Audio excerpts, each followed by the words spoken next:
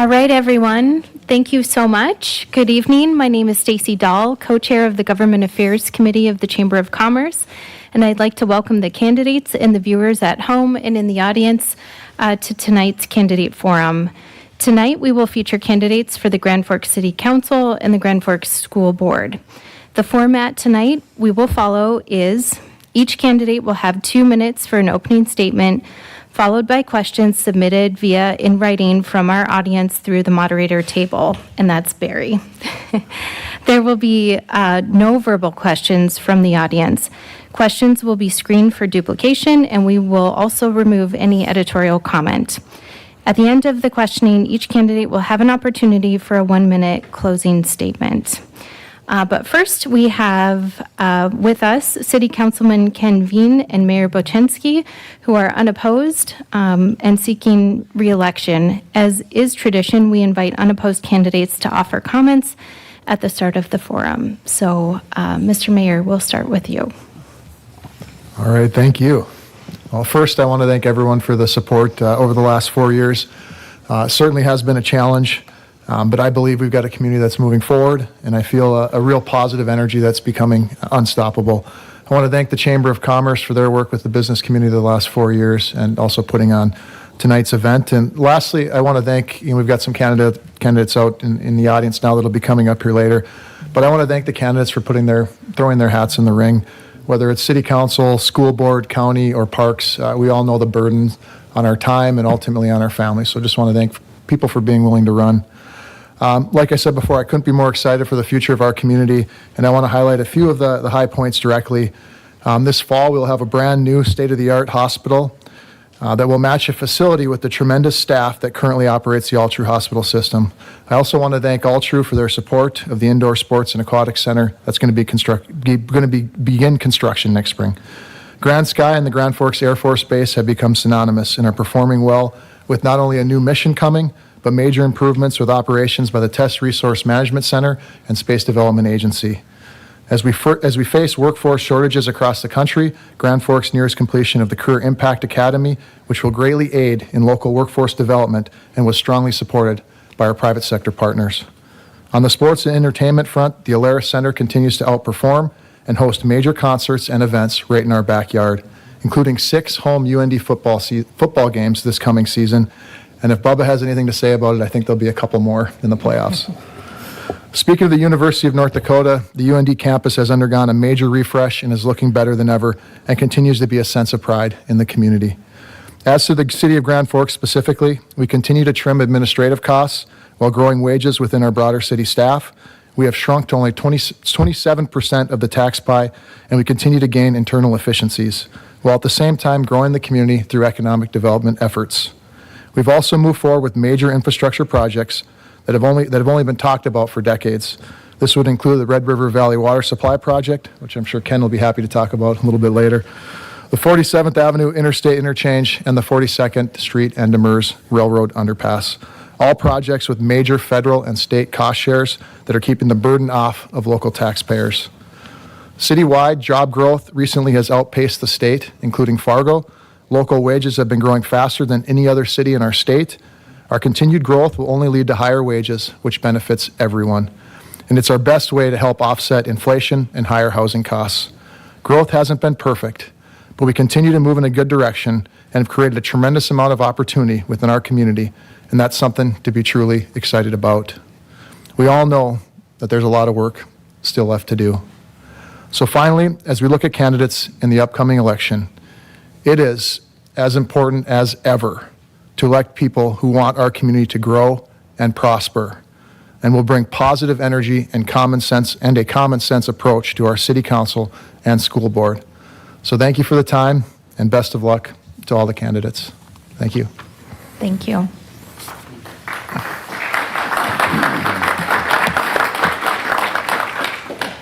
Go ahead. Thank you.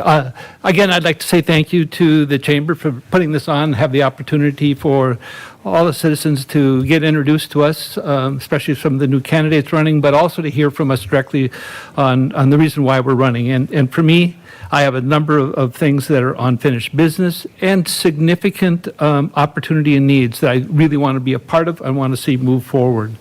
The other thing is Grand Forks is where my heart is. I've been a lifelong citizen here and have been here for the past 50 years. So I just want to see the city continue to grow and prosper as we have in the past and move forward. And I would also like to welcome all the candidates that are here that are running for office. It's a great. I take great pride in what I do. I'm sure that you will too. And it's nice to see the outcomes that we've been able to accomplish so far. My general philosophy for the future is to learn from the past and to align with some of the past successes.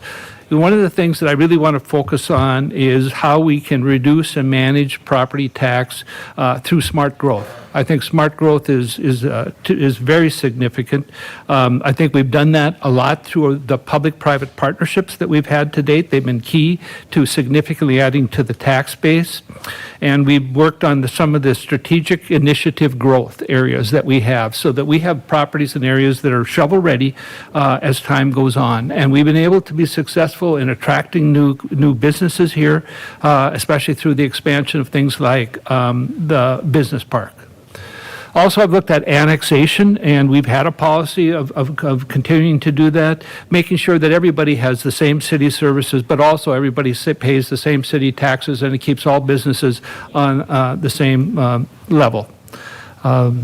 I love what we've done on infill properties. I think that's become a focus for us. And downtown is probably the perfect example where we're able to have significant growth, increase the tax base, but do it with minimal cost and added infrastructure, which has been significantly helpful. And I think through most of this that I've talked about, I've looked at a little bit in the 12 years that I've been on here, we've actually had a 13.5 mill rate decrease during that time frame, and I think it's partially because of the many things we've done. Also think we need to be very on top of the workforce retention and how we attract and retain staff and workers. The Career Impact Academy, of course, is significant. I think with the city's own intern program, I know that Mr. Phelan has been a big part of, and even our investment into the Nistler building at UND. It's a part of us looking at and attracting workforce. Also, the quality of life initiatives, we've taken a transition to look at those. The Alaris Center, as the mayor has talked about, has been very successful under the new management structure we've had for a few years.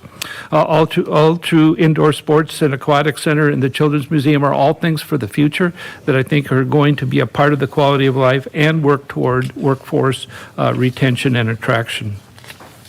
Also, I like to address the public safety aspect, the police department, for instance, and how we've grown in the time I've been here from 82 officers to 98.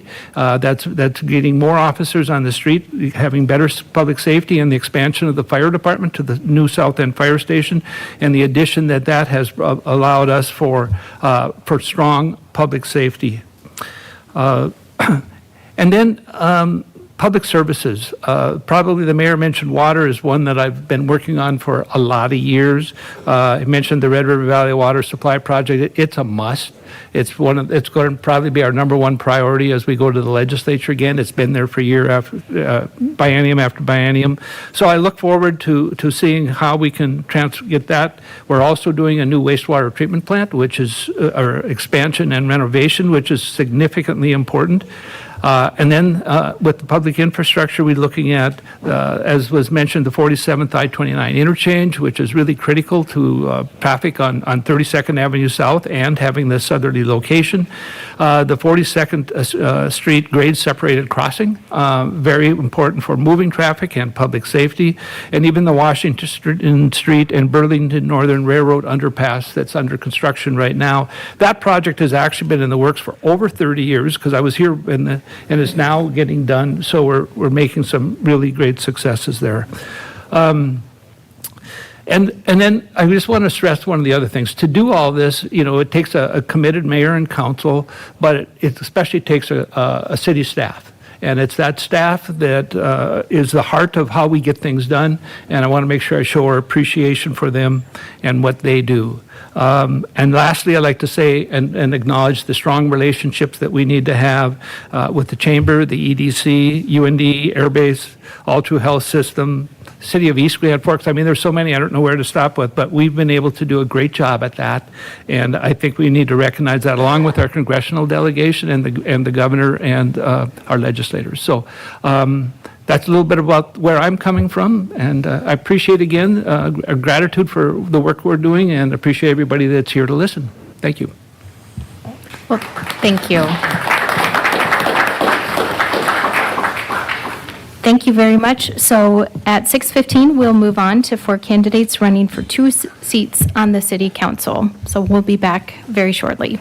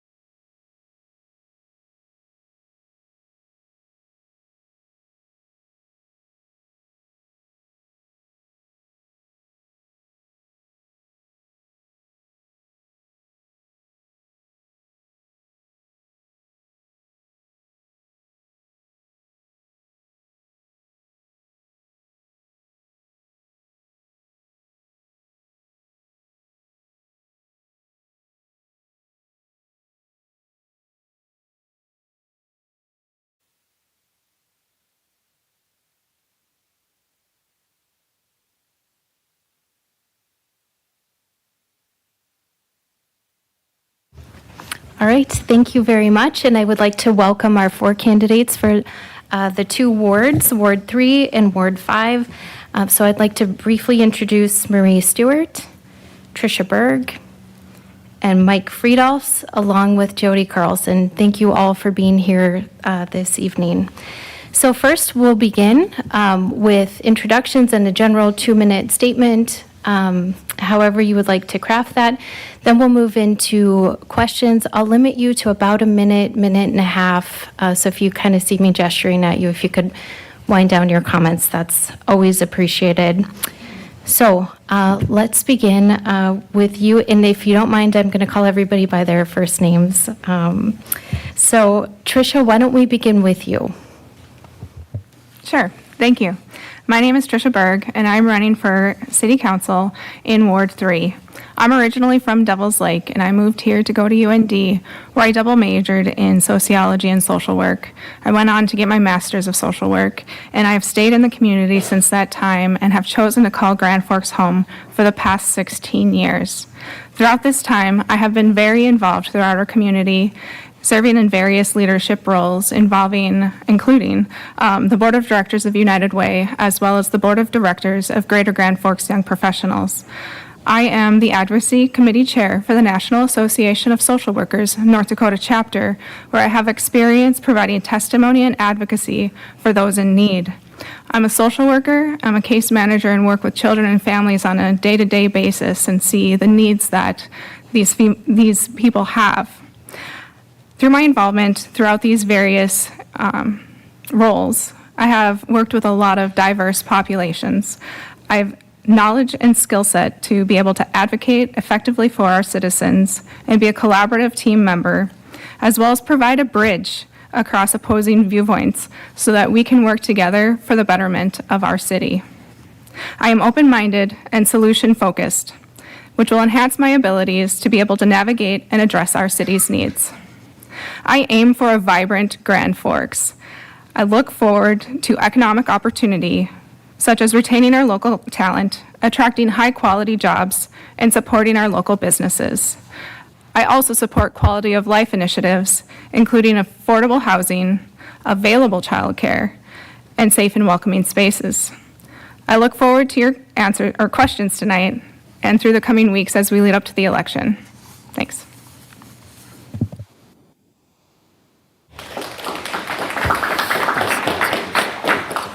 Thank you very much. Marie, we'll move to you next.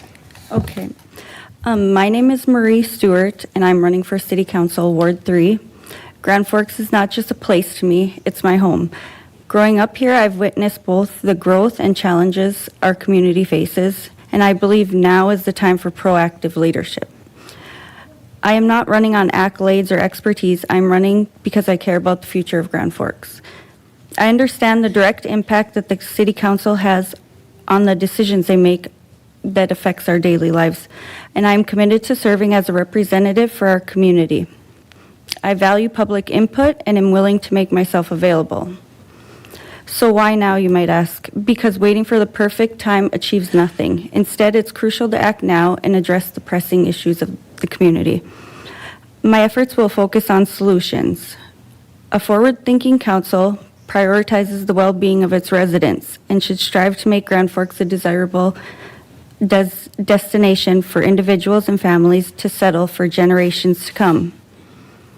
I want to attract responsible future home buyers and reliable workers who seek to live in a community that is safe, secure, and stable. The future of Grand Forks is dependent upon the people. Government and public policy have always been of great interest to me, and I have tremendous respect for the Constitution and Bill of Rights. With that being said, every decision I make will be in accordance. This community holds great potential, and there is always room for improvement. We need a council that is not only transparent with its budgeting, but also dedicated to stretching each dollar as far as we can. We must remain mindful of the future and use our resources responsibly. Accountability and transparency are paramount. This is not an idealistic dream. It's a vision that we can turn into a reality with strategic planning and responsible governance. What we do today matters tomorrow. And just remember, there's no place like home. Thank you.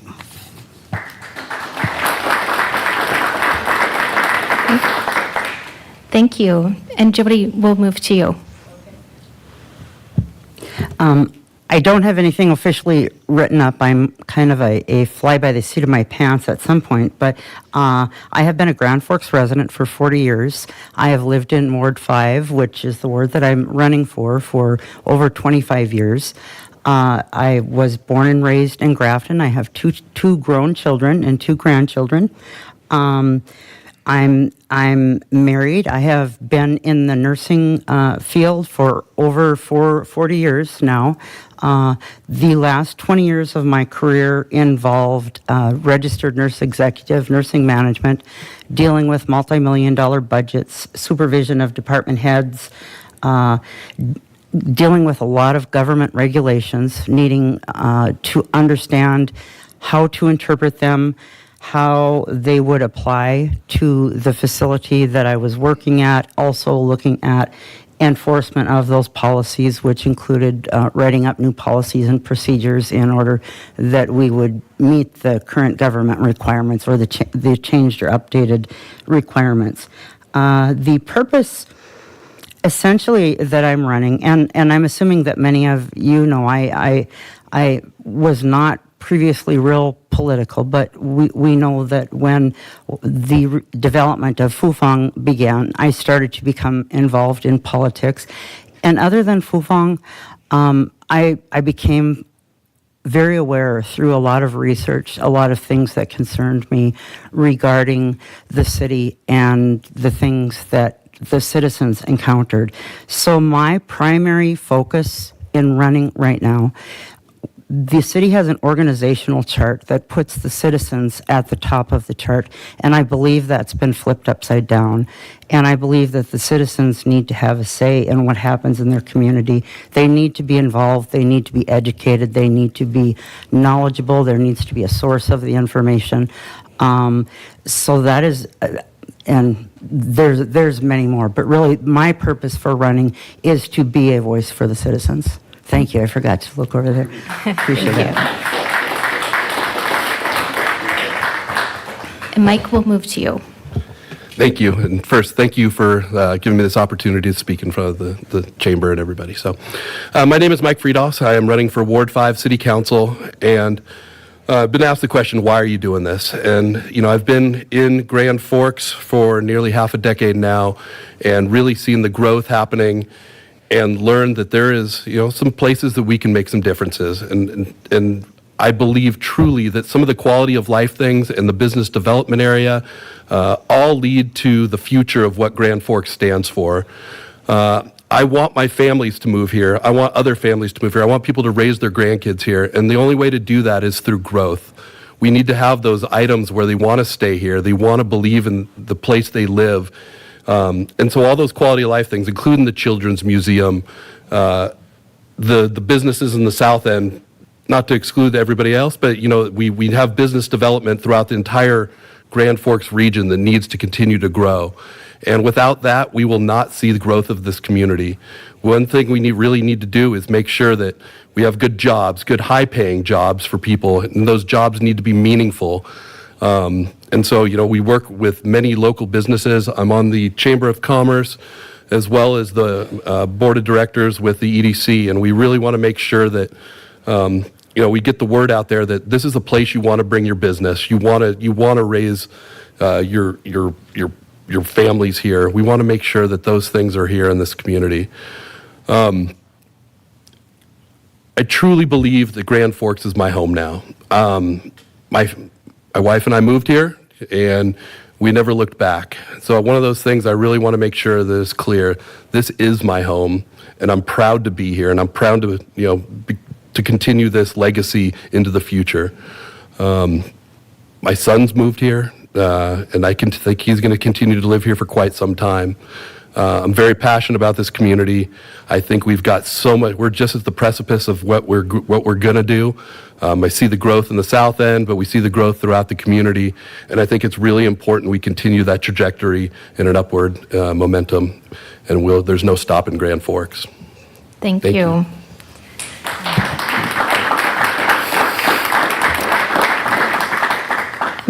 Looking through several questions from the audience and kind of summarizing and trying to aggregate the question, but there are several that revolve around relationship building. And so the two candidates before talked about relationships both within this city council, with each other, back to the county, of course, the air base, UND. There are a lot of stakeholders that make Grand Forks what it is. So, Marie, let's start with you on this question. We'll go down the line and end back with Tricia. But how do you approach relationship building and consensus building? Well, relationship building is important, especially when we're all need to work together. One thing I've been thinking of is I think that Grand Forks should, or I think that the city should make a strategic plan for the next 4 years. As a council, I think we can do that. And then so we're all working towards the same objective with the same vision and ideas in mind. I think that relationships are really important, and teamwork is how we would get that done for the best of the citizens. All right, thank you, Jody. Having been a nurse for the past 40 years, that is one of the main issues that we deal with when we are doing patient care is relationship building. I believe in the last few years in being more involved in the public and with politics. I believe I have built some very amazing relationships and some trust with people throughout the community that they've developed that trust in me, that they've come to me and they feel very comfortable with that in bringing me their concerns or ideas or suggestions for improvement. I think it's one of the most important things. One of the questions that I have been asked in different interviews and I hate to bring up the word, but I will. But during the process of Fufeng, there were many of us that were that was almost 2.5 years of our lives that took many things. You talk about politics taking up time. That took up a lot of time, and a lot of people were frustrated. And do I wish I could have some do-overs? Maybe I do. Would maybe I do some things differently? Potentially. But nonetheless, we accomplished the goal and we worked together. I believe my relationship with people who are currently on the council, as well as the mayor and the city staff, I do believe in developing a relationship where you get to know each other more on a personal level and get to understand a perspective rather than coming at it as a head-to-head that we disagree on something. I do think that can be resolved, and I do believe that we can work together as a team. Thank you. Mike. So building relationships, it's not just lip service. You need to prove trust. You need to prove true leadership in that position. You can't just tell people, I want to work with you and they'll believe it. You need to actually prove it. Over the last 20 years of my career, I've done that. And just here in Grand Forks, we talk about the ecosystem that we work with, whether it's UND, the base, Grand Sky. There's a lot of, like you mentioned, stakeholders there, and we've continued to prove that ecosystem. We've proven that we can build relationships, and that's really where talk about the trajectory of where we're going. That's where it all starts. So you need to build a team on trust that can finally get that ball into the end zone, and not just say we're going to do it, but actually do it. Thank you. Tricia. Sorry. Relationship building is extremely important. We're in this together as a community. It's not just city council. It's not just the EDC. It's not just All True or whatever business or agency or nonprofit there is. We work together to be able to collaborate and triage services. We can work together to continue the betterment of our community. One example that I have is working with the board of directors of United Way. Terry Hansen from Housing came with an idea where we could build a housing complex that had case management on site to ensure that families had that food support, ensuring that their children have a way to get to school, support in that communication to ensure that they're receiving those necessary services. And he came to us with an idea and and asking us to fund a position for half a year, where they had a very intentional approach of creating income on their own, and so that it would become self-sustaining. And Winterland Apartments are still here to this day, and that goes to the collaboration efforts, and working together is important, and having that non-judgmental view and open communication, and being able to see opposing sides to work together and figure out how can we get to that end result that our community needs. Thank you.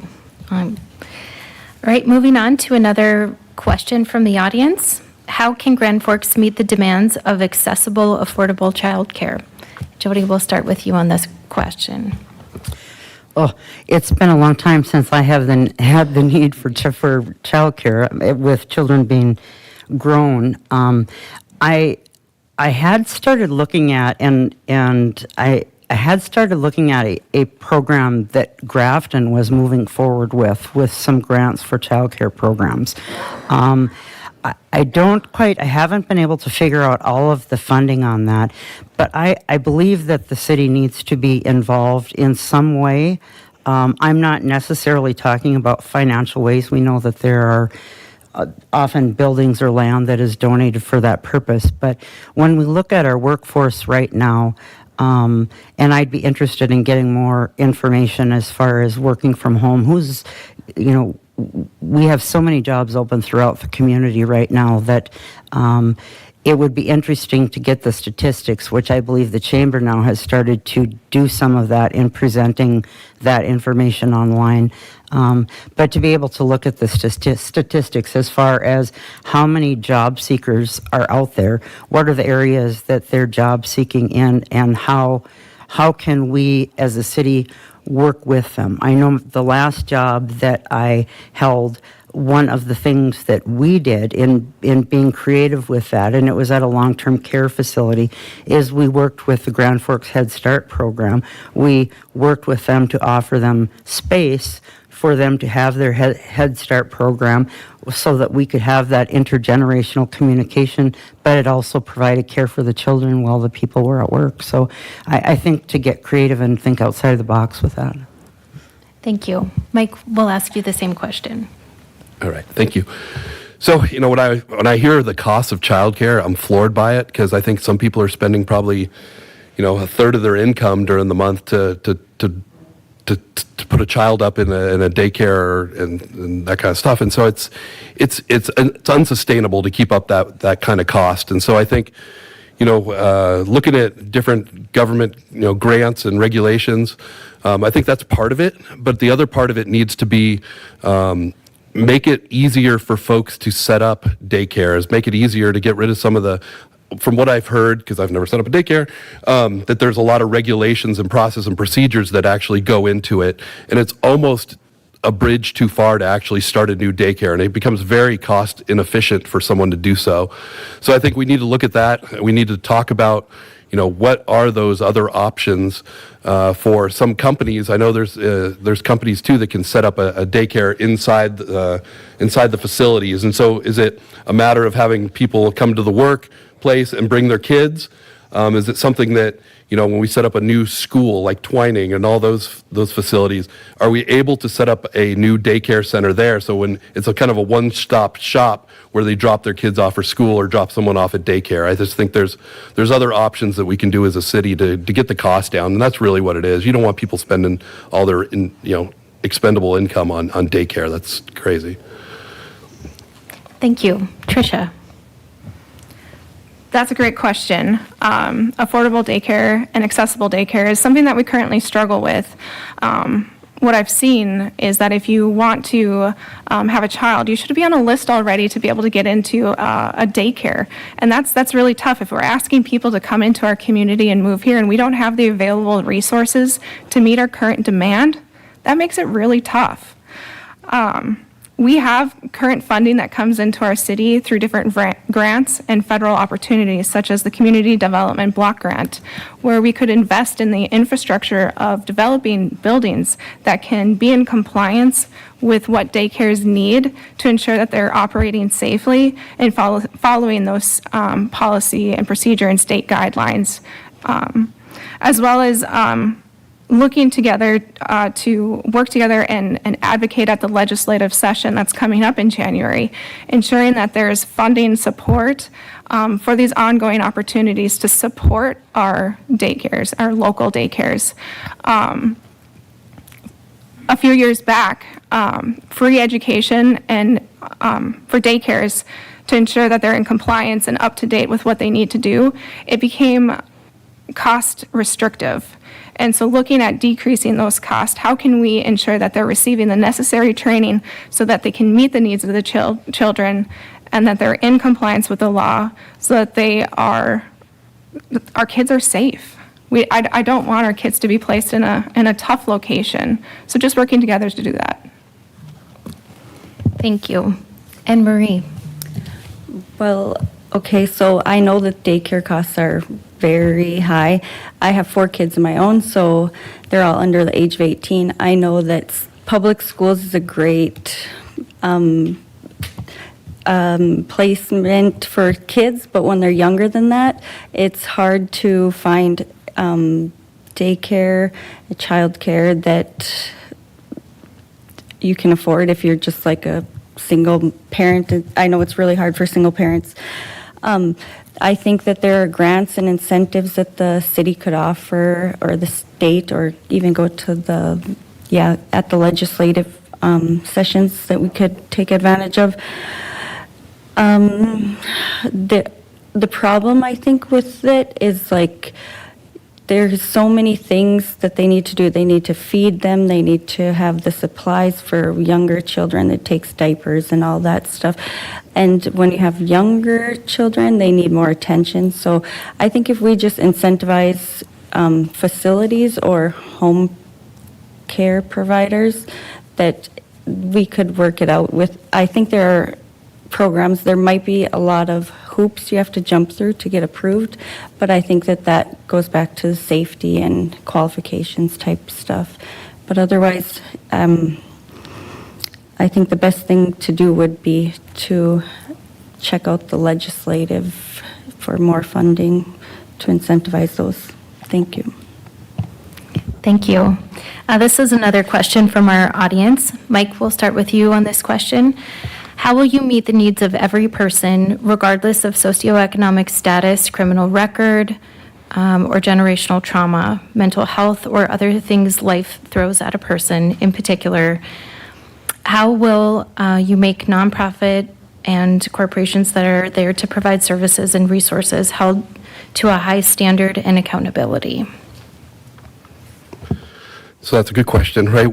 Mental health is extremely important, especially, in a small community where we kind of all are all tied together. We know what is critical here, and I think, keeping them accountable and working with the nonprofits we really need to, exercise what is available in the community. And then if that is not available and we're not meeting the demands of the mental health needs, we need to really evaluate that. And whether it's, looking at general funding through the state, but I think we really need to continue pressing on with the needs for the mental health crisis that is going on.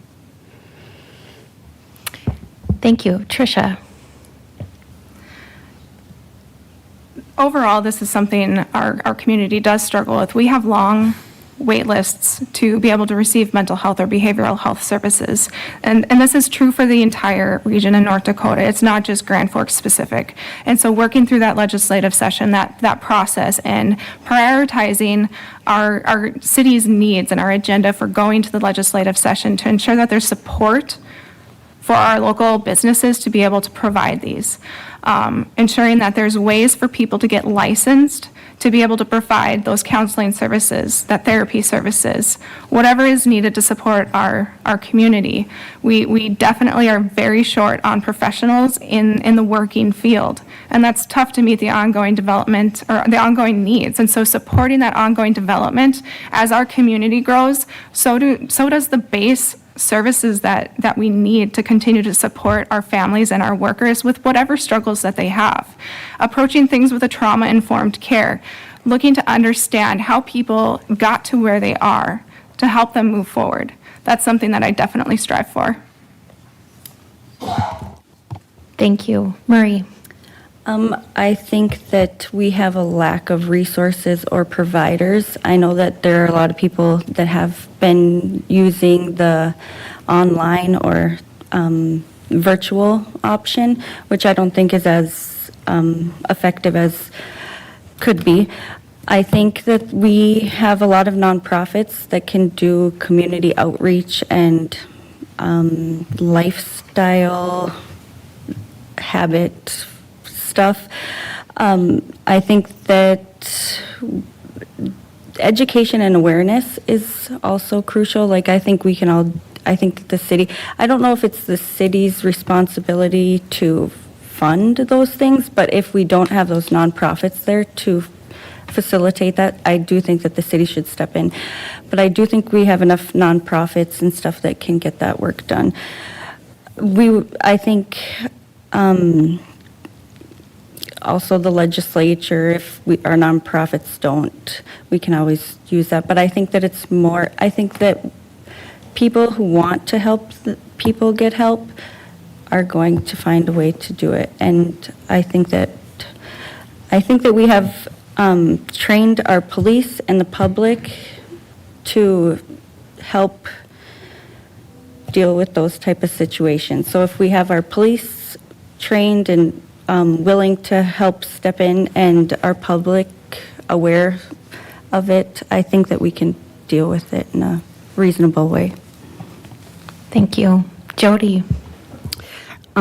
With this question being very specific on mental health, I do not believe that the community is meeting the needs of the people, of the citizens of this community that have mental health and drug addiction issues, and I think we can do better. One of the things that I looked at during the COVID period, when you look at both the CARES Act and the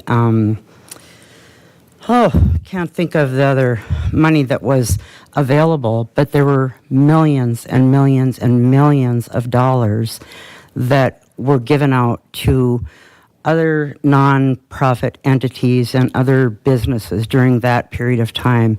And the city of Grand Forks gave the businesses or the nonprofits that deal with mental health and drug addiction $300,000, and I thought that was pitiful. I thought we could do much better than that, and I was very disappointed. I believe this is a question I actually posed online to many people on different social media sites as far as what I asked them the question, what do they see as a priority for the community? I would dare say there's probably 40% of them that either directly commented on different posts or that contacted me directly to talk about the issues of mental health. We support our nonprofit hospital. It should be no different than supporting a nonprofit mental health facility. It should be the same thing, and we're not doing what we need to do in order to assist people that have issues with that. Thank you. All right. I wanted to ask about this property tax reform measure that may or may not make it onto the ballot in November. But if it does, it would dramatically impact how political subdivisions can assess property taxes. So what is your opinion on that measure? If you're supportive, what will that mean for the city of Grand Forks? If you're not supportive, what property tax solutions would you bring to the table? And I'll give you a little bit more time because that's a little bit of a more complex question. So, Tricia, I think we're back to you, and we'll begin there. Thank you. I do not support that tax measure to eliminate property taxes. I don't like paying property taxes. I don't think anyone does, but they are a necessary source for us to fund our city, to fund the necessary things that we want and that we deserve. Having law enforcement, having fire department, having PSAP, that 911 call center. If we don't have that, we have no support. If we don't have our taxes, we're not investing in our capital improvement plan to continue the development of our city and ensure that we're maintaining it. If we don't maintain it, it's going to become dilapidated and nobody's going to want to move here, which will then decrease, our tax revenue and is going to further impact and drive people away versus developing our city and growing it. And so I support ongoing advancements with our economic opportunities, such as supporting those local businesses and looking to attract more talent to bring here more businesses that have high-paying and high-quality jobs. With this, it will help increase the amount of revenue and the assessed value of their properties to help reduce the taxes as it's more leveled out through the playing fields and becomes less of a burden on our citizens. Thank you. Marie? I am not in support of getting rid of property taxes. I think that it will hurt. I think that our budgets are set so that the city intends on receiving those funds that they get. And I think that somehow, even though they say that it won't, I think that the city will try to get those funds some way or another. I think that it will end up hurting the lower middle class people or non-property owners. I also think that it will increase the affordable housing. So I think that the price will rise because I think more people will come buy property in North Dakota if we don't have those property taxes. I also think that it will benefit developers and people who own big properties. It would be different if it was just like a residential, but I don't think getting rid of property taxes, I don't think that's a good idea. Okay, thank you. Jody? Although I don't have one here with me tonight, if anyone is interested in signing the petition to get rid of property taxes, I am very much in favor of that. I believe that there is an appropriate plan that is in place that we would be able to accomplish this. I don't even believe that it's legal that the government is able to hold our homes hostage under the guise of property taxes. I believe when you own your home, you should own your home and you should not have to continue to rent it from the government. I don't believe that that is an okay solution. I believe that getting rid of property taxes will assist our community. When you look at, and an interesting just example of that, I was listening to an interview on the radio the other day, and John Roberts had asked that question of someone and they answered it, and I said, well, I tell you, if North Dakota gets rid of property taxes, I'm moving to North Dakota. And that's what he said. I believe it will be a great recruitment tool, an incentive tool. I believe it will bring families and workers to our state. There are other means in order to cover those taxes. Even when you look at the use of the legacy fund, and there's way more to it, if you have further questions, please call me. But only looking at the earnings from the legacy fund, not looking at digging into the principle of it, there are ways about that. And we can't allow the government to take away people's homes because they cannot pay for their property taxes. So I'm very much in favor that we can get that voted through. Thank you. Mike? Thank you. And I am also against this. I think we need to do reform. Listen, we live in a community. We know we need services. We need the cops to show up when we call. We need, when our house is burning down, we want them to show up. We want our streets plowed. Like Tricia said, no one likes paying property tax, but it is part of the living in a community that we know is an essential need. I think, moving forward, I think one of those things in reform, there is a true way to do reform smartly, but I do not believe that we can just eliminate it. There is some residual effects of removing property tax that I think no one's actually talked about. And I think whether you talk about increasing sales tax to generate revenue or other forms of taxes, which actually affects everyone just besides the homeowners. So I think there's other ways to go about doing this, but reform is really the way we need to do it. I think continually to increase it is not going to bring people to this state, but reforming it and keeping it under control will. So, thank you. Thank you. Okay, well, we're going to go to closing statements. I'll give you each 1 minute to communicate anything you didn't get to say tonight in that final round. So, Marie, I believe we're starting with you. Okay, thank you. I think that I can bring a unique and fresh perspective to the council. As a young mother, I understand the daily challenges families can face, and I can be resourceful and creative when faced with limited resources and challenges. This enables me to find unique solutions and operate efficiently regardless of constraints. Demonstrating a proactive approach with a can-do attitude, I consistently seek opportunities to learn and improve. Furthermore, my background in nursing instilled a deep sense of compassion and commitment to me and the public overall. I am not just a candidate, but a neighbor. I come from humble beginnings. I'm here to listen and learn, and like I said before, what we do today matters tomorrow, and there's no place like home. So let's work together to make this a place we all want to live and can be proud of. Thank you. Thank you. Jody. I just want to have a very quick comment on that property tax reform that our legislature has been working on that for the last 12 years, and we see where that's gotten us when we look at what we pay for property taxes right now. I will say I am a citizen advocate, and I believe that when I look at Ward 5, I believe that I am the only person in Ward 5 that is running with no agenda other than serving the people of the community and to be your voice. And I believe when you look at advocacy and I look at what has happened over the past few years, I look at what has happened with businesses that have come and gone. I believe I have been a voice for the people. And again, I know sometimes a very passionate voice. I come with a different view. I'm not a yes man kind of person. I do a lot of research. Very willing to compromise and talk about things and what would be best and, how we need to move forward. But I think if you have a committee up here that all believe in the exact same thing and believe the same way, I don't believe that you'll accomplish what you need to for the community. Thank you. Mike.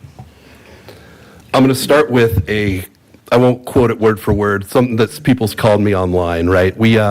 It was that I assimilated too quickly into this town. I joined the Chamber of Commerce. I joined the EDC. I've got a job. I almost was told that I get along too well with people, and I think that's silly. I think in this role, I think that's something exactly what we need to keep this city moving forward. You want someone that's going to be a team player. And that doesn't mean I'm always going to agree with everybody on this panel, but it's one of those things you want to keep promoting positivity and keeping the city moving forward. I don't think having no agenda is the plan. I do have an agenda, and that's to make Grand Forks great and make it a place to work, play, and and continue to grow. Thank you. And Tricia, we'll end with you. Thank you. Again, my name is Tricia Berg, and I'm running for Ward 3. I want to make sure that Grand Forks is a vibrant community where people want to be, where they want to move, and where they want to call home. I focus on economic opportunity, including retaining local talent, attracting high-quality jobs, and supporting our local businesses. I also support quality of life initiatives, including affordable housing, accessible and affordable daycare, and welcoming and safe spaces. I have a lot of experience in leadership throughout our city. I am community-driven, and I am solution-focused. I hope that you will join me on June 11th and vote Tricia Berg for Ward 3. All right. Well, thank you so much again for your time, for your willingness to engage in public service. We thank you very much. So we're going to briefly reset for the school board forum. And again, thank you very much.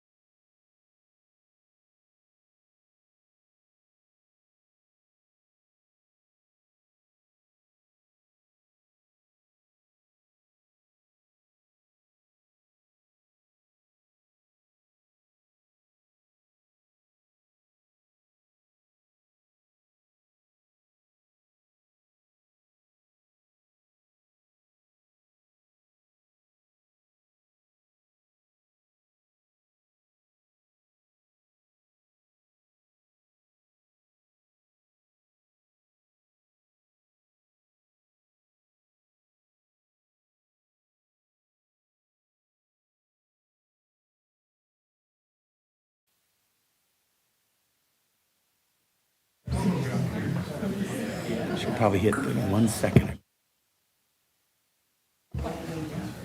All right, everyone. I want to welcome you back and good evening. My name is Stacy Dahl, co-chair of the Government Affairs Committee of the Chamber of Commerce, and I would like to welcome the candidates and the viewers at home and the viewers here in the audience to this candidate forum. Tonight, to the second half of the forum features 4 candidates running for 4 seats on the Grand Forks School Board. The format we will follow tonight is each candidate will have 2 minutes for an opening statement, followed by questions submitted via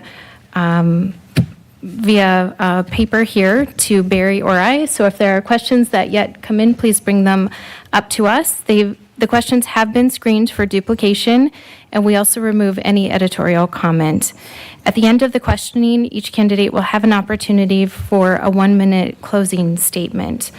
So I would like to introduce tonight Amber Flynn, Eric Lunn, Jay Clevin, Cameron Murphy, Jeff Manley, and Roland Reimers were not able to be here this evening. So there are 6 candidates for 4 school board positions.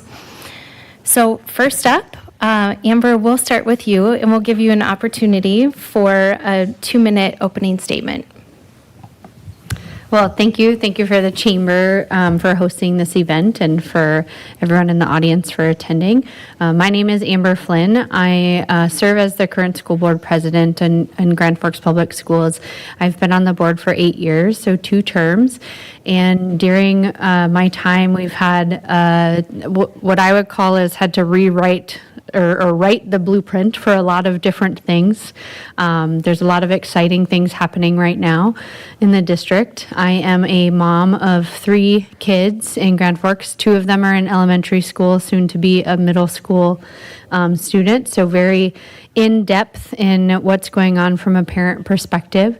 As I contemplated rerunning, I recognized the amount of projects and the amount of work that we're continuing to do, and I was excited to continue the great work that we have made progress on, the great work that we've started with buildings, some of our new academic programs, and really just seeing the district to a brighter future. So I'm excited to be here and excited to be running again. Thank you. Jay. Hello, everybody. Bear with me. I kind of feel like Napoleon Dynamite speaking in front of his class, running for class president, but a little nervous. My name's Jay Clevin, father of 4, married to a much better half, so good that some people say she's my better 75%. Fortunately, our kids have gone through public schools, and we've had the fortune of having kids at both high schools and kids going to different middle schools in the district. So it's been great to see the contrast and both the things that are similar, things that are dissimilar across the district. But 2 things kind of crystallized an interest in running for the school board. The first one, I was talking to one of our state legislator members, bumped into him at a hockey rink, and we were talking about Grand Forks, and he said, "Did you know Valley Middle School is the poorest school district not on a reservation?" And it was kind of heartbreaking to have to qualify it as not on a reservation, but it got me to thinking, what does that mean for a school district like Valley, but yet still is an accomplishing school, and then you have other districts who have different circumstances. So that kind of generated some curiosity. The other one was I was talking to a hockey coach, if you're kind of catching a pattern here. He's actually the chair of the Technical Education Advisory Committee for the school district. And we got to know each other over the course of the year, and I said, it'd be kind of neat to kind of see how your advisory committee works. And he's like, well, you're an engineer, we're probably not a good fit to that program. But over the course of the year, in many conversations, he finally came up to me one day and said, you know what? You'd be great on that because you understand the importance of people going to work. And those 2 things kind of really set it in stone that running for the school board would be an interest. And then I had a couple people talk to me about it and encourage me to run. And here I am today speaking in front of you folks. Thank you for your time and thank you for being here tonight. Great, thank you. Eric? Good evening, Eric Lunn, running for the school board. Appreciate the chamber taking the time and giving the opportunity to all of us to talk, and thank you all for being here. I've been on the school board longer than Amber Flynn has been alive, I think, so I've been on it for quite a while. I've enjoyed being on the school board. My wife and I came to Grand Forks right out of my medical training in 1987, so I've been a community member since 1987. My two daughters went through K through 12 school here. I have granddaughters in the school now. I don't have children anymore. I am not a mom, but I'm a dad and a grandpa, I guess. And I've really, my adult life has really revolved around children. I'm a pediatrician by training, so I deal with children all day long. I retired from Altru as the president of Altru back in 2019, but I couldn't stand it. It took about 6 months, and I had to go back to work. So since then, I've worked part-time at Spectra Health, taking care of children. I've been in a lot of different leadership roles, a lot of them medically with the medical school, but also a lot of non-medical leadership roles, and I've been involved with the school district for a long time, even well before I've been on the school board. And I, like Amber, feel like we have a lot of momentum going, not only in the school district, but in the community. And a lot of that is collaborative kind of work. The private-public partnership term was new to me till a few years ago, but I look at what's happened with the Career Impact Academy, where we had companies in town, we had the city, we had the school district all get together, and within less than 3 months raise over $10 million in a collaborative fashion. And there's other collaborations that the school district has been involved with the EDC, again with the city, with the county, and especially with the park district. If you notice, a lot of the parks in town are right next side elementary schools, and that's because of that collaborative effort. And I think that's something that we've got going for us, and I look forward to continuing that work. Thank you. Thank you. Cameron? Howdy, my name is Cameron Murphy. So have 2 kids in the district right now in elementary school, and 2 more will be coming in over the next few years. And I decided to run for school board actually the last cycle amongst the 23 people that ran in that zoo of an election. And, I'm running for the same reason today as I ran then. And to be frank, it's that we used to have really a top-notch district nationally, and now we're average. And I just don't think average is where we need to be. And you see it as these kids have come up, and talking to various staff across the district and asking them, what are the students like that you're getting now? And I've had people tell me things that I would frankly found appalling on the lack of learning and the lack of foundation. And you have to build a school district on a strong foundation, which we're seriously lacking. And it's gotten so disheartening, really, to see so many kids struggling with really just the basics. My own son, it's funny, his 4th grade teacher told me that he needed you to homeschool him in math. And I said, well, wait a minute, isn't that your job? And I said, all right, no problem. And I find out that, come to being a 4th grader, he hadn't learned placements. And I said, well, how do you get to 4th grade and not know placements, and how come this is the first time hearing about it? And so there's a lot of problems in the district that really aren't addressed. And a lot of it comes down to the communication with staff and understanding that you cannot run an organization from the top down. It really needs to be more from the bottom up. You have to be willing to listen to the people on the bottom and take their input into account. And they should be able to give their input free of fear of retaliation. which is something that I've heard over and over again talking to various people across the district at different levels. And this is a critical cultural rot that's been allowed to occur really, I think, over the last decade. In fact, when I was in graduate school in Lincoln, I actually would use the Grand Forks School District as a model school district for Lincoln, Nebraska, and saying this is where you guys should strive for. And unfortunately, now Grand Forks is down to their level, and it's just not acceptable. Thank you. So on that note, and we'll start with you, Jay, on this question, what do you see as the top 1 or 2 challenges to the Grand Forks public school system, and what solutions would you bring to the table? And I'll give you about 1.5 minutes each to respond. Thank you. First, I'll start with some positives. Just had a successful referendum for a maintenance reserve fund. That satisfied a critical ongoing need. Second, we had a successful referendum to replace Valley Middle School.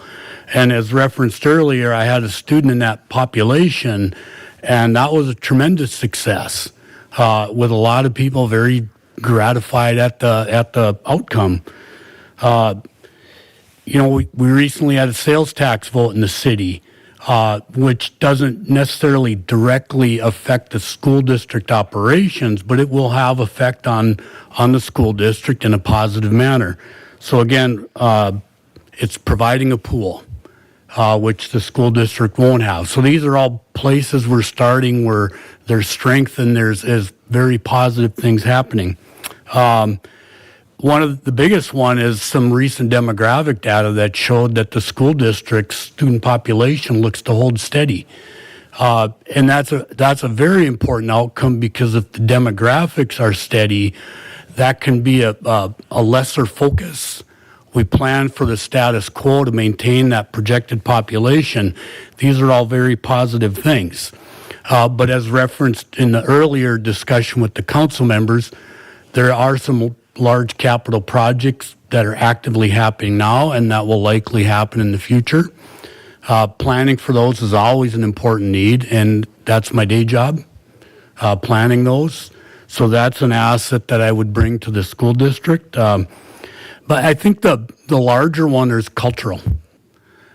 There's just this sense of negativity toward public institutions, and public education being one of those. And I think it's important that those be considered, but let's start with a position of positive aspect and then work on shoring up things that need to be worked on, as opposed to starting from a negative perspective. One leads to growth, the other kind of stops growth. And I'm going to be a positive voice on it, yet still working on the things that do challenge the school district. Thank you. Eric, same question. Well, really, there's one reason why the school board exists, and that's because of the children in the school district. So clearly, our focus needs to be on the children. And I really think academic excellence is one of those things that we always talk about and we always strive for and we always want to improve. But it's one thing to say, well, we're going to be academically excellent. It's another saying, how are we going to do that? And I think there's multiple areas that I'm concerned about that will ultimately affect academic excellence in our kids. One of them is recruitment and retaining excellent employees. We have to keep doing that, because I don't care how great your facilities are, how great the microscopes are, how great that is. If you don't have the people teaching, you're not going to do it. So recruiting and retaining, I think, is critical. I think mental health is another critical aspect, not only of our students, and of course I see that on a daily basis in my day job, as Jay says, when I'm seeing kids. I saw 3 of them this afternoon, teenagers that are depressed, but it's also our staff. And it isn't just mental health, it's also, are they enjoying their jobs? Are there incentives in their jobs? And I think we have to envelope that all in under resource management. We don't have unlimited dollars. We don't have unlimited resources. We have to do it in a smart fashion. So I think my priorities would be, we have to have academic excellence, but to get that, I think we have to look at recruiting and retaining our staff. We have to look at the mental health aspects of it, and then we have to look at how do we best manage our resources to get the biggest bang for our buck. Thank you. Cameron. So I would say the biggest problem facing our district, and frankly all school districts across the nation, is the availability of quality staff and then retaining those staff. There's several different solutions. We also important to teach our teachers. I think every teacher should be a certified master teacher, because you should never have a single grade where a kid has a bad teacher, and that's a huge disservice. And so it's all about quality over quantity. There's been a myopic, almost dogmatic drive to lower the student-teacher ratio and keep lowering that, which has been proven through lots of research across the nation that is really not the way to go. It sounds great, but I'd rather spend the same amount of money for half the number of teachers if those teachers are all the highest quality we can possibly get. So that way no kid ever has a poor quality teacher in the classroom. And so, there's different ways we can do that. You have the staff that you have, empower the staff that are very good to do their job, sort of stay out of their way. The staff that are struggling, they need the support and empowerment to become better teachers. Because every kid can learn. Every kid can become proficient. But you have to have the people that can reach those kids. And that's, I think, the biggest problem that we're facing both in Grand Forks and in education at large. Thank you. Amber. Try not to repeat some of the same answers that were already said.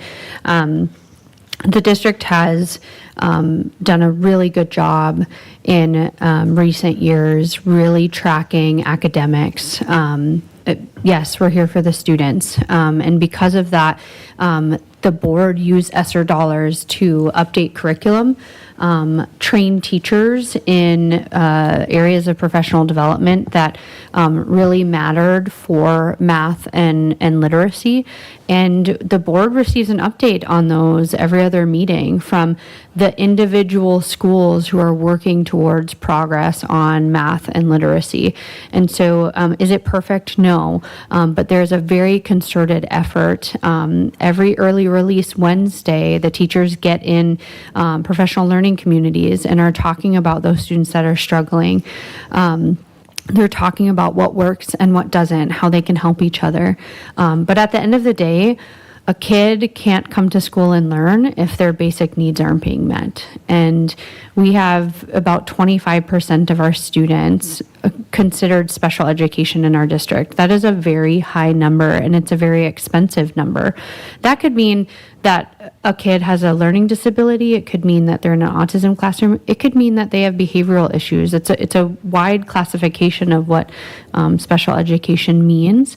But if a student is homeless, the last thing that they probably want to do is learn about math and reading. They need their basic needs met. And so the teachers are also there and support staff are there as people to be loving, caring, responsible adults for our students. And so I think one of the things that could be understood is that the needs of those students and the mental health resources that we could provide in a much larger, broader manner, like substance abuse counselors, more staff dedicated to our special education program, could really help bolster the needs of those students to then focus on great academic learning. Thank you. Eric, we'll start with you on this question. This one is from the audience. What changes do you believe Grand Forks Public Schools need to make to increase student achievement, retain high-quality educators, and be an advocate for all stakeholders? Not a broad question at all. So I warned Jay before. I said it really hurts when you're the first one to speak at these questions. So, but we all get our turn. Well, money doesn't solve everything, but it does solve some things. I think we need to be stronger advocates in Bismarck for education in general. The way the taxing is set up now, the local taxes are lower for schools, but more comes from Bismarck, and sometimes Bismarck doesn't keep up. And I think that's something that Team Grand Forks needs to look at, because you have to pay people adequately to do their jobs.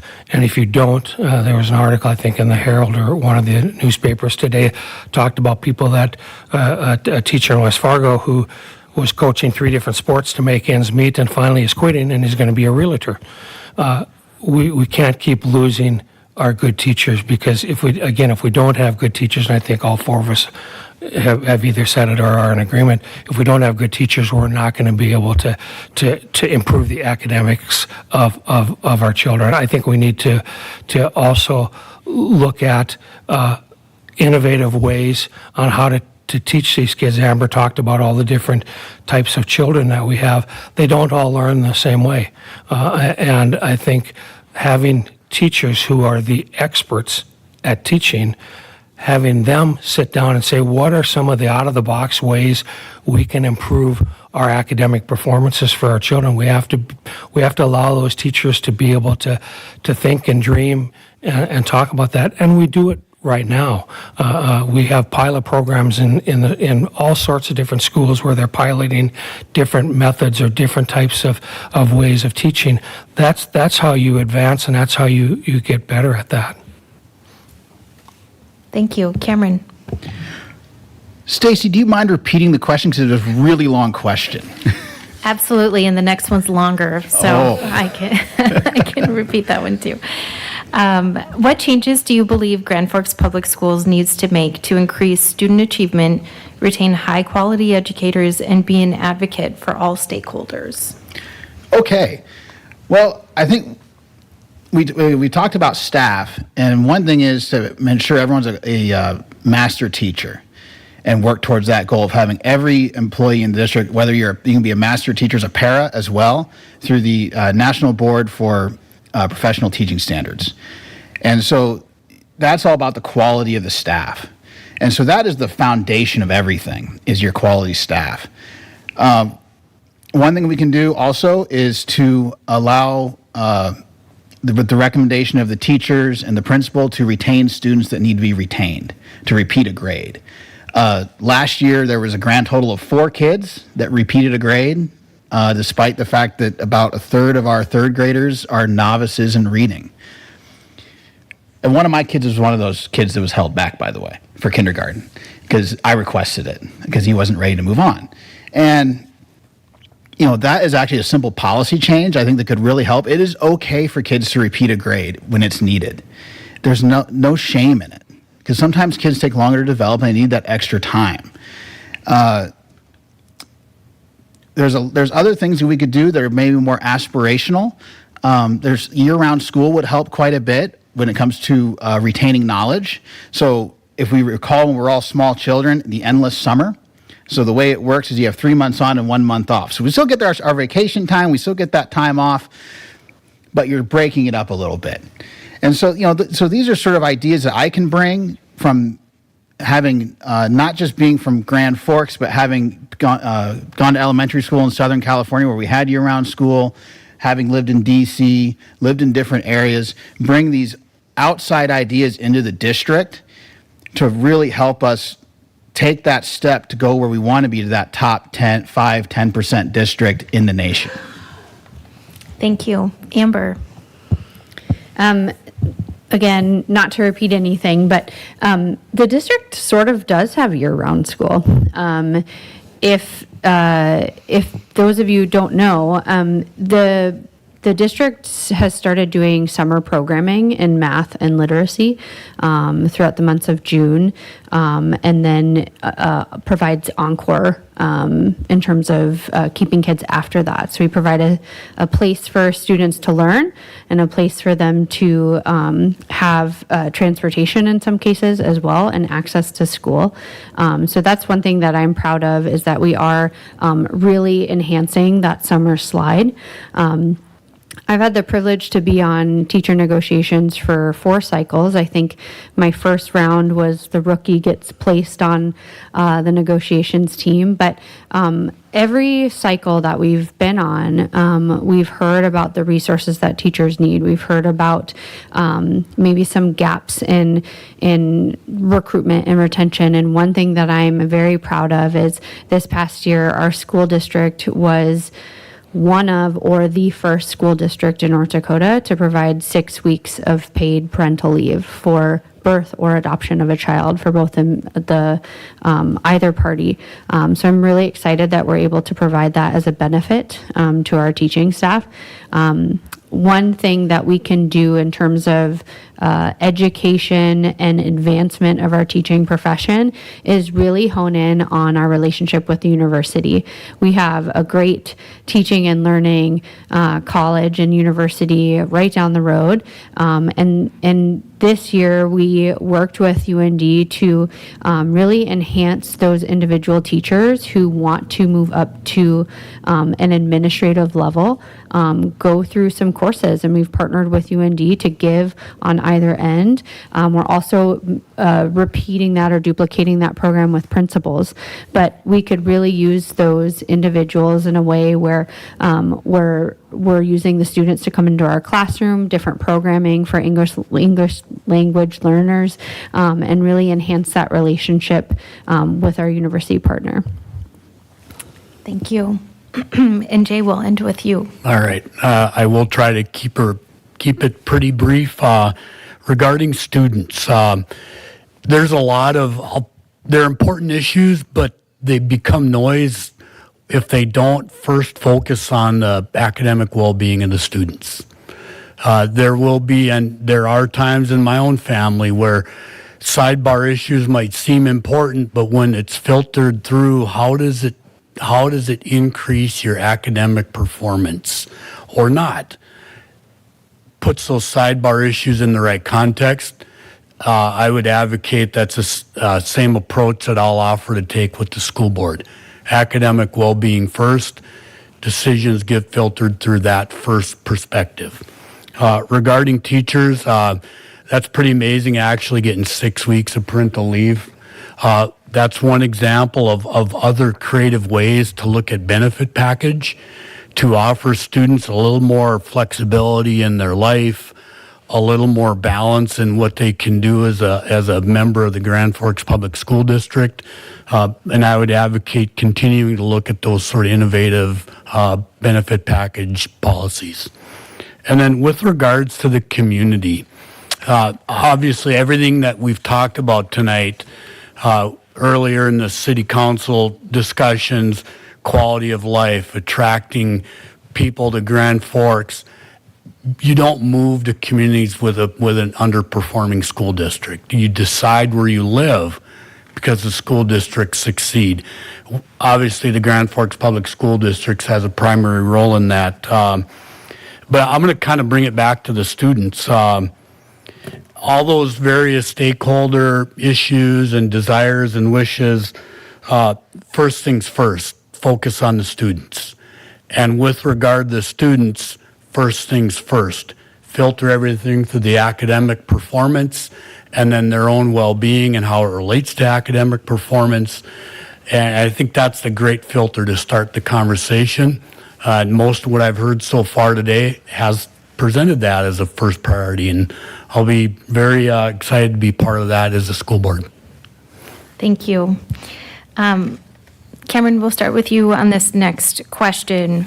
But this is also an audience question. They're recognizing your role in that you have a lot of stakeholders where you're getting input, and it's not always consistent, a consistent vision or set of advocacy. Sometimes you're hearing from administrators, teachers, students, and parents. In particular, their question is about how you'll make yourself visible, supportive, and accessible to teachers because of the time that they spend with students and hearing their voice.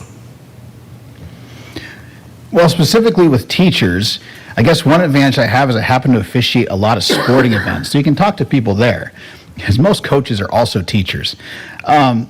being engaged with the community. We live in it's a small community, to be entirely honest. I mean, it's amazing how many times you're at the ice rink and you just bump into somebody and have a conversation with people that you know. You can talk to teachers, in the schools.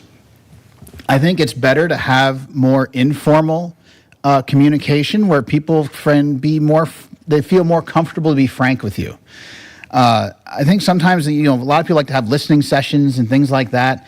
And it's great, but sometimes people can feel intimidated by that. You're amongst other people. What if you have something you think might be an unpopular opinion?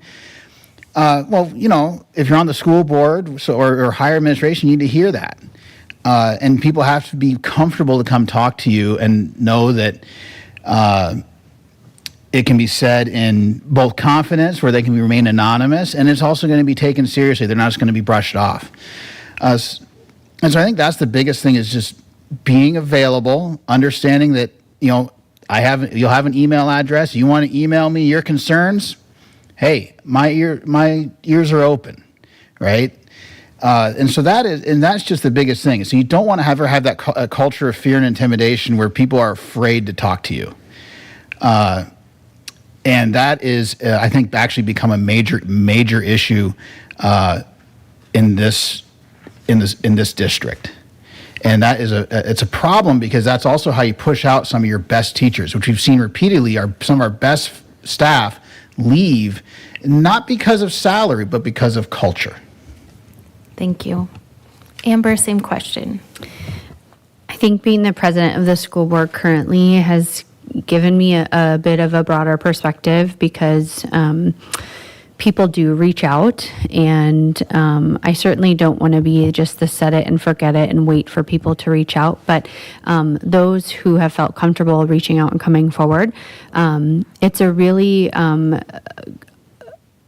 great opportunity for me to respond and dialogue and engage. And I always like to ask those individuals, who else do you think would be helpful to speak with if there's a concern, if there's an issue, because then you kind of get past, is it maybe an issue with one person, or how can I help direct you or help you?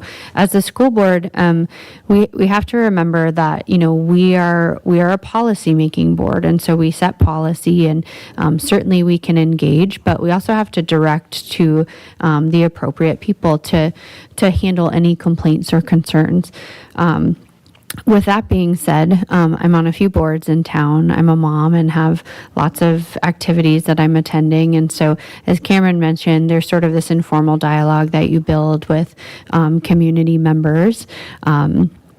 I listen to talk radio and read the Herald, and I appreciate hearing other opinions that maybe are out of the norm, or maybe differing than what I might think about a situation, because it helps me shape all viewpoints to that end.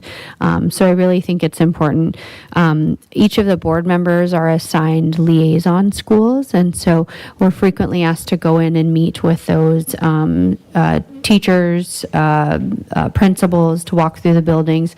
We also volunteer in the schools as well. As a small business owner, I volunteer with Junior Achievement, so I go in and teach a course for 5 weeks, which is an exciting thing to do. I've been to 3 different schools doing that. And so there's a lot of opportunity. I think the biggest thing is we can't promise anything, but we can listen, and we can also get back to those individuals on what we did with their concern, idea, celebratory comment that they have. Thank you. Jay. As a newcomer, hopefully, to the school district board, first thing, I got to listen. I don't know all the policy. I'm not an incumbent. I don't have that experience. But you listen and you learn, ask questions, and I think Amber kind of had it right. Find out where to go next. Get the perspective of other parties. I actually had a very challenging text message this morning on this topic, and I actually didn't even know how to think about it at the time. How do you balance a willingness and desire to be public and to be an advocate and be available for people versus the fundamental role of being on a policy board. We're not the HR board. But that doesn't mean if people approach you, you got to listen, you got to respect their opinion and filter it as you can and get it to the right channel. So supporting the teachers by listening to them is first thing you got to do, because as we've all talked about, maybe the other three more so than myself, teachers really are where it happens. Supporting their classroom role and giving them latitude to manage a classroom. I really want to hear their perspective on that in a policy role, not as a parent role. So listening to the teachers can be very important. Thank you. And ending with you, Eric. Well, it's been said before, but I'm going to say it again. You listen, and then you listen, and then you listen, and then you listen some more. And how you communicate with not only teachers but the public in general is kind of an age thing. My grandkids don't ever want to call me. They text me, or they'd like to snap me, but I don't do snap. But my brothers and sisters either want me to call them, they don't want to be texted, or they want a letter.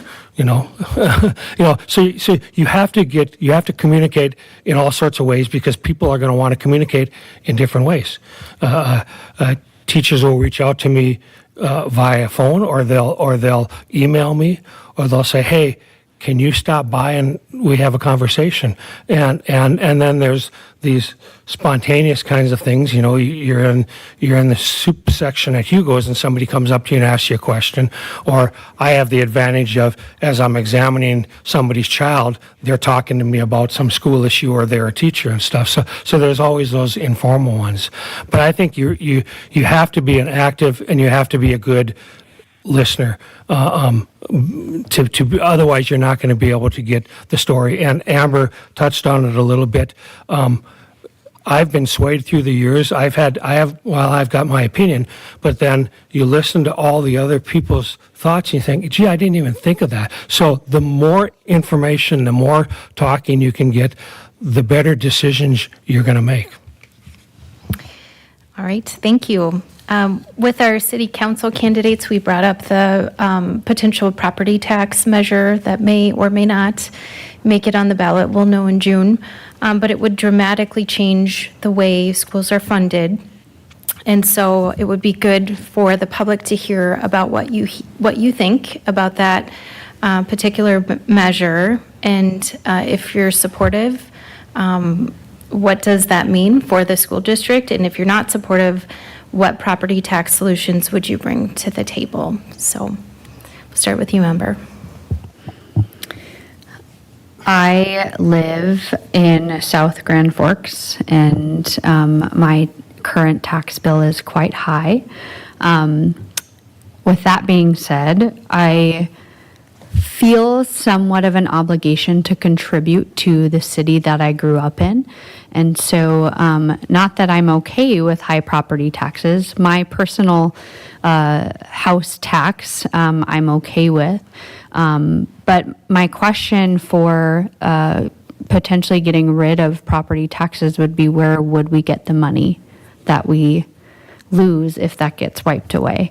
There has to be an alternative place that we get that money from. I do not think that the alternative should be going back to our communities and asking them for repeated more money.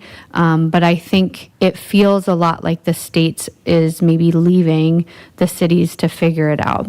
And so I think that Team Grand Forks should really focus on this issue in the next legislative session and have representatives for all of the taxing entities advocate for some property relief, but not in the form of completely getting rid of property taxes.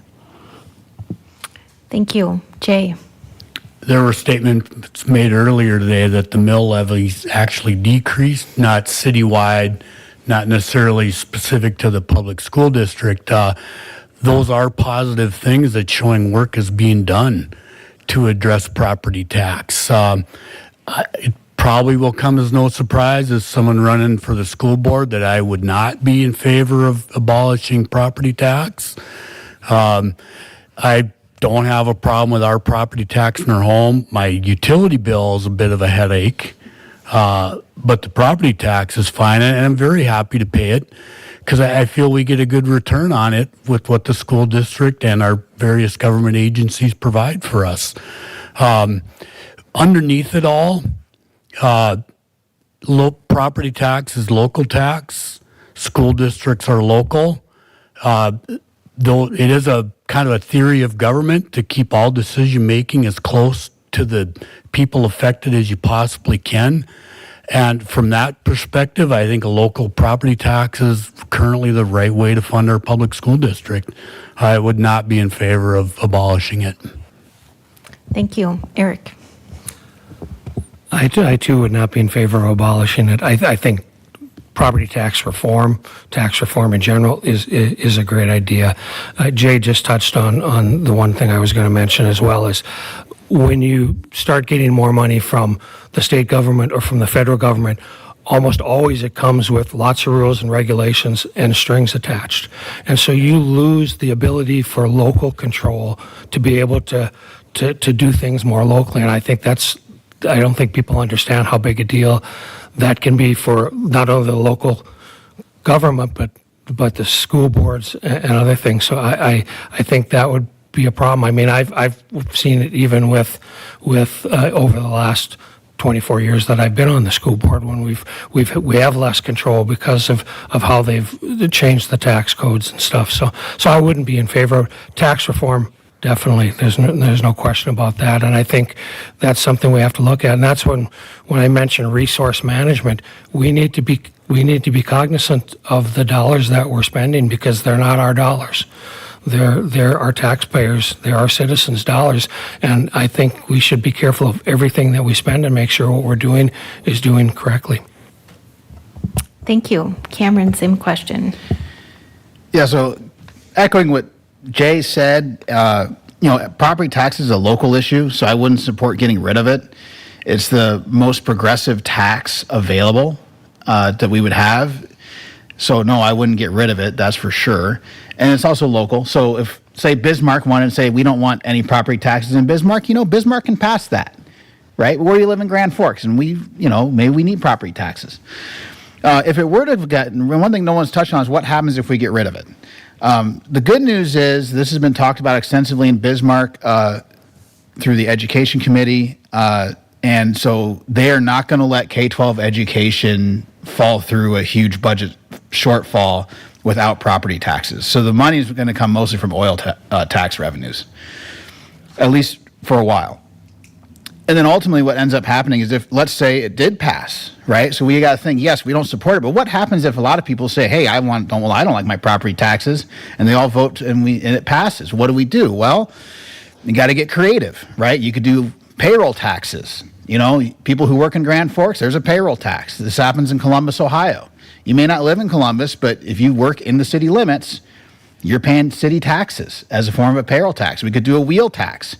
Nebraska has pretty low taxes, except they nickel and dime you to death because, now it's going to cost you $1,000 to register your car. Why? Because Grand Forks needs the money. So no matter what, that money is going to come from somewhere. It can either come from property or it can come from somewhere else. And so this is what I think a lot of people don't understand is that, property tax being local, there's local ways to levy taxes to have enough tax revenue for everything to function. And so that's something that I think has been lost on this whole debate that people don't think about. All right, thank you. Well, we're moving into closing statements. So anything else you would like to communicate to the public or anything else that you would like to convey on why you're running? So I believe we are starting with Jay. Yes, thank you. I was going to volunteer anyways. Again, my name's Jay Clevin, living down by the old water plant in Grand Forks, actually, in kind of a fun little walkable neighborhood. In the Central School District, our daughters all went to Red River, sons at Central. that broad perspective geographically, I think is a value add to the school board. I'm going to come at this with excitement, hope a lot of energy, and for those who maybe had the displeasure of having to work with me in the past, I generally will speak my mind, but always with an open mind and always with an ability to accommodate new information, and that's a fundamental asset as a board member. I'm excited to do that for the school board, which, as we've said tonight, is fundamental to success of the community of Grand Forks. I look forward to being part of that. Thank you. Eric? Yeah, when I talk to people that, in my former role at Altru and now, people ask when they're thinking of coming to the community, the first two questions they ask is, what's the school district like and what's the healthcare system like? Those are critical things, and I think it's important. We also live in a country that's probably the greatest country in the world, and I think people take it for granted. I mean, I've ran for the school board several times, and I don't think my daughter's voted for me once because she doesn't vote. She's going to be mad that this is public now, but we have one of the greatest privileges in the world that we get to vote for the people that we want to vote for, from dog catcher up to the President of the United States. And I just hope everybody takes advantage of it. Whether they vote for me or not, vote for whoever you think will be the best school board member, but just get out and vote and be an informed voter. On that note, we have a public service announcement about voting that I'll make at the end. So thank you very much. All right. Sorry, I didn't mean to take your thunder. Cameron, go ahead. Well, just to put a cap on it, my name's Cameron Murphy. And do get out and vote. It's June 11th, and you can request an absentee ballot if you need one. One thing that, I bring is just this, I don't see a rosy picture right now with where the school district's at. And I see that there's been this long-term degradation. And so I really want to reverse that and be a voice on the board to go back to things that previously worked very, very well. We don't want to lose certain things. So like our music program has always been something that we can hang our hat on. It's still something we can hang our hat on. It's one of the big highlights we have in the district. So that needs to be championed as something that is really unique. The performing arts has always been a huge thing with SPA and everything else. And then we need to take a look at edunomics, and we all only have so much money to go around. And so you have to say what is important for us as a district, start with the foundation and then work your way up. Reading specialists, literacy is the number one thing. There's no reason that every kid isn't reading at least a 9th grade level. And statistics are very clear. You want to have outstanding citizens in our community, they need to be literate. And at the 9th grade level. And that is something that should be, where every kid who graduates, that's the standard. We can't be lowering the standards. We need to raise ourselves up to meet them. Because kids, and everyone's the same way, but kids especially, they will rise or fall to whatever standard you've set before them. And so we want to shoot for the moon. Thank you. Amber. I have some very fond memories growing up in Grand Forks, and a lot of the teachers that I had are still teachers. Some have retired now, but one of the things that we maybe haven't forgotten about but haven't talked about is one of the other reasons that people come here is because of our military base. And we had the privilege of coming here in 1995 when my parents both got orders here from England. And I was going to a year-round school in England before I came here. And I went to Eielson and Twining on our air base, and I had the privilege of then being shipped out on the bus every morning at 6:45 to attend Central. So proud Central grad. I think what's really important is that we don't just serve one school district. We are the board for one school district, but we interface a lot with our military partners because there's a lot of military families that live in town, and there's a lot of military students that come in town for high school. So I have that background of not only being a product of the school system, but being a military child to attend school on the air base and really understand that perspective. I'm one of 2 females on the board. Less than half of us have children. Dr. Lund said, there's some that have grandchildren as well, but current children in the elementary schools who are really interfacing every day and hearing from the kids, kind of what's going on. And there's just a lot of great things going on in the school district. I'm proud of the progress we made in some areas. We feel like we're making good progress in a healthy financial way. And one of the things that has always stuck with me is every new school board member is required to attend a state training. It's just the law. And so one of the first school board trainings that we went to in Bismarck, they said, being a school board member is one of the most important civic roles that anyone can have because you're responsible for one of the most vulnerable populations. And that really stuck with me today, that every decision we make and everything we do isn't about us. It's about the health and well-being of the future generations that we're helping to grow and educate. So I'm excited to do this role. It's not easy. It's definitely, we work through some tough things at times, but I'm willing and able and excited to continue the work that we've done. It's definitely not easy, but on behalf of the Chamber's Government Affairs Committee, I would like to thank each of you candidates for being here tonight, and for everyone here who came to attend in person and watching online. We also want to remind everyone, Election Day is Tuesday, June 11th, so be sure to get out and vote.